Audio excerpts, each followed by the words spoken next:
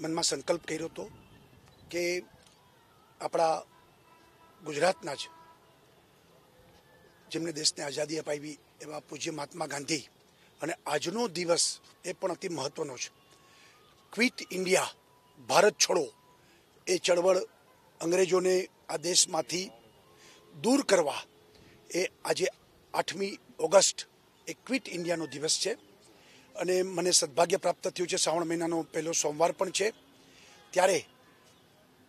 સચિવાલયમાં કારભાર શરૂ કરવું એ પહેલાં પૂજ્ય મહાત્મા ગાંધીના આશીર્વાદ મળે, પૂજ્ય સરદાર વલ્લભભાઈ પટેલને પણ શ્રદ્ધાંજલિ થાય, એમના આશીર્વાદ પ્રાપ્ત થાય, પૂજ્ય બાબા સાહેબ આંબેડકરના આશીર્વાદ પ્રાપ્ત થાય, વિઠ્ઠલભાઈના આશીર્વાદ પ્રાપ્ત થાય, એવા શુભભાવથી આજે પુષ્પાંજલિનો કાર્યક્રમ કરી અને હવે હું મુખ્યમંત્રીનું કામ આગળ વધારીશ.